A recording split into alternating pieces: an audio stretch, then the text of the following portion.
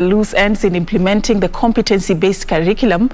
The interview we had told you earlier on how the learners with special needs are being captured in the competency-based curriculum begins right now. John Jacob Kuria, he's on the other side of the studio. He's going to be engaging the Seg-Gen of KUSNET, James Torome. It's over to you, Kuria. All right, and thank you very much, Safin, for that introduction. And in studio, the Secretary General of the Kenya Union of Special Needs Education Teachers, KUSNET. That was an organization or a union that was recognized somewhere this year, early this year. Of course, there was debate between itself and NAT whether they should be allowed to operate. But of course, through recognition by the Teacher Service Commission and the Salaries and Remuneration Commission, now they are a union representing teachers who are teaching children with special needs. Mr. James Torome is with us in studio. Karibu sana, Katibu. Thank you very much. You're very much welcome. And we'll talk about this union and some of the welfare that you're pushing for your members a little bit later. But for now, explain to us how the CBC being implemented in the other schools is different, or are there any distinctions between a CBC and what is being learned in schools that have special needs? Okay, thank you for your concern. Yeah. As a union, we are saying that what is supposed to be done in the CBC in the special schools, our minister, that is the Cabinet Secretary, Mr. Professor Makoha, he keep on pushing all the stakeholders away. And we are telling him that education matter, and especially for special needs education, it's not a theater room where you enclose yourself and you operate the wrong patient. So it's supposed to engage and engage completely the major stakeholder, not selecting some of the and we'll get to the point of stakeholders. I'm sorry to cut you short, but I wanted you first of all to create, to paint a picture for us. How different is it, the CBC that is being, taught in the other schools and the CBC in the special schools, the special needs schools? You see the curriculum which is used by the regular schools. In special schools, it is adapted. It is adapted.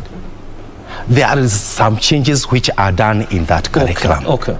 And this is where now we are saying the parents who belong to these learners are not fully sensitized. Our teachers in the special schools are not being given the privilege of moving ahead for the training which is being given to the regular schools.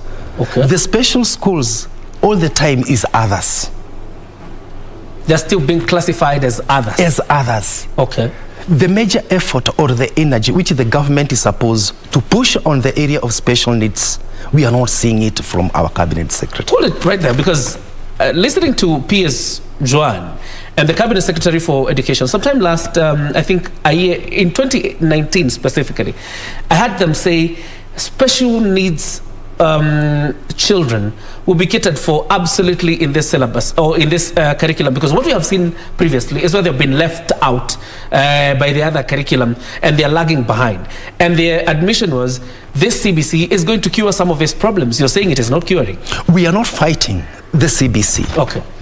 What we are fighting, it is the SNE teachers, the SNE learners, and the parents who are being left when the train have already left the station.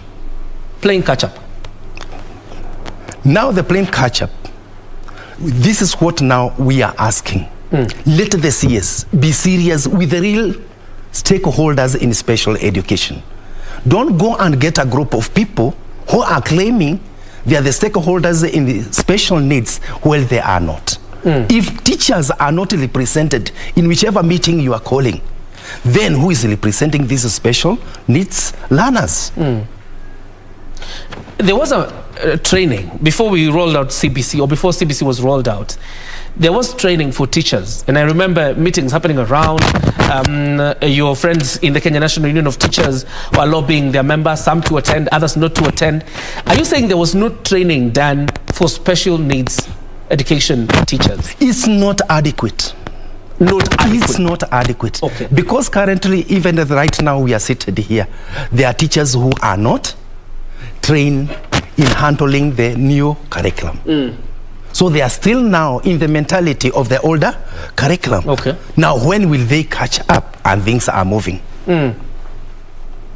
That's quite interesting, because the picture you get is that there's no adequate preparation, and that is what you're saying. There was no adequate preparation for the teachers, so to teach the CBC effectively to children with special needs. Yes. But I would want to ask you, what is adequate according to you? Adequate, it's proper preparation. Proper preparation. And now proper preparation, we know very well, these learners are in congested rooms. What is the minister doing? We are saying in the regular schools, he's giving funds for the expansion. But for the special schools, we are not seeing him giving the funds for the expansion of these rooms. And the learners are being brought in these rooms. This is now a challenge of the teacher. Remember, these learners, they need a room which is spacious. But you'll get that the international ratio, for example, for the visually impaired, is 1:1. But you get a teacher handling 20 learners who are visually impaired. All right. But, what are the categories that you have under the special needs? Okay, the categories are so many, but I'll just do brief. We have the physically challenged, we have the hearing, we have the deaf, and we have the autism, and the other medical conditions which we classify them now as a special needs, as the albinism, which now also affect the visually impaired. All right. You talk about infrastructure, because much of what I've heard you say, you've talked about the space in these learning institutions. That's an infrastructure problem, and I'm sure it also affects your colleagues in the regular teaching of the CBC. What I would want to know from you is probably, other than infrastructure, is there any other challenge that special needs education teachers are facing as they implement CBC? Okay, we are now moving from analog to digital.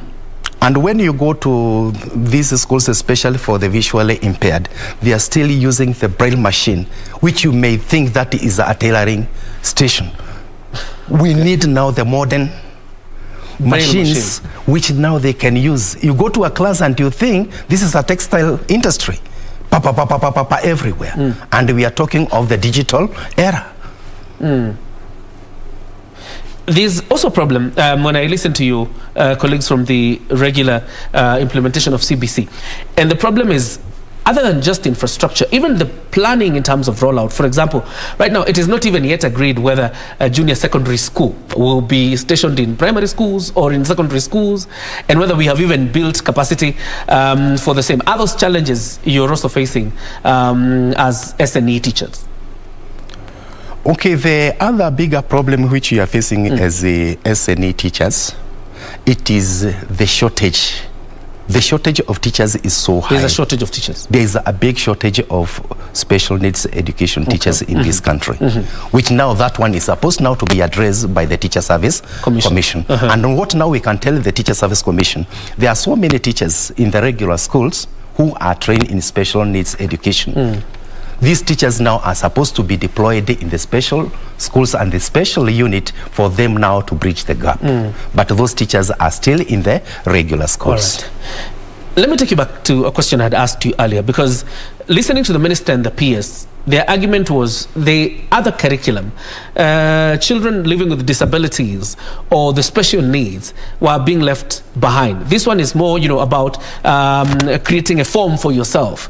And they were saying this is the best, and this one will ensure that there's equality between the ones that don't have disability and these ones that are living with disabilities. Are you saying it is too late? Can, even with playing catch up, can we help them? It's not too late. Okay. And we are not fighting the CBC. What we are saying, let us be engaged fully. All right. Let us be engaged fully. Because what now we know, the crisis which were there about now the testing, it will no longer be there. A learner will be tested on what that learner can be able to do. Remember the other time, all the time when the national exam was being released, majority of the schools which were ranked last were from special schools. But this time now, we are happy about the CBC because that ranking will not be there. Okay, not fighting CBC, you're just asking for enhancement. Just the other day, you had a CBA proposal with SRC, and I understand you're asking for a 15,000 special allowance. There was guidance allowance of 30,000, and you're asking for 50 to 60% salary increase for your members. How far has that gone? You see, now everything is not lost. Okay. Everything is not lost, because after the advisory of the Salary and Remuneration Commission, and we met with the employer and we agreed that the proposal should be shelved, waiting the economy to recover. Immediately the economy will recover. We are still advising our members. Okay. Our proposal have not gone to the drain. All right. There were rumors that SRC had ceded some ground in terms of accepting some of the proposals you've made. Is it true? Did they accept all, or did they accept some? At this juncture, okay, we cannot clearly specify which allowance they scrapped, which allowance they approved, but what we know, back behind our minds, our proposal went to our employer, and our employer have no problem with the proposal. And that's where we are focused. All right. As we wind up, what is the relationship between Kenya National Union of Teachers and KUSNET? Because from my understanding is that they were previously opposed to you being registered as a union. After your recognition by SRC and TSC, how are you relating?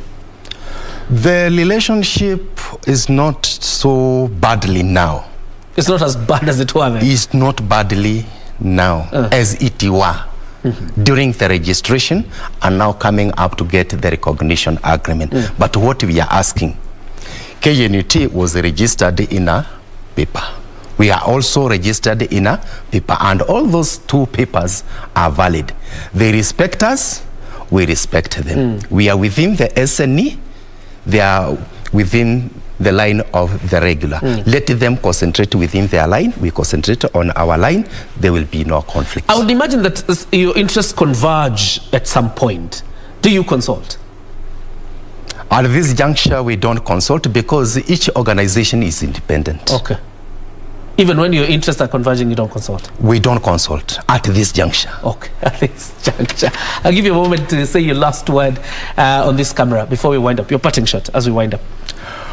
Okay, all in all, we are telling all our members across the country, be vigilant, keep washing your hands, wear the mask, fumigate all the institution, keep care of the children, and engage with the parents, especially the parents with the children with the special needs. Finally, the EAC, that is the Education Assessment Resource Center, that is the Curriculum Support Officer stroke SNE.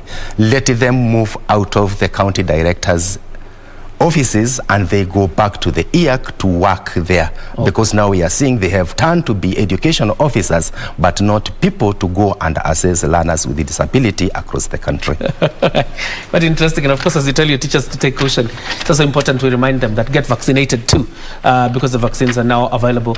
Rush to the nearest vaccination center and get vaccinated, so that, you know, life goes back to normal and they can continue doing what they love most, and that is teaching, particularly children with special needs. That's why we wind up this edition of Extra Mile. We take a breather, but we come back with more news lined up for you, including business with Cynthia Nyamai, and later on sports with Karen Kibet.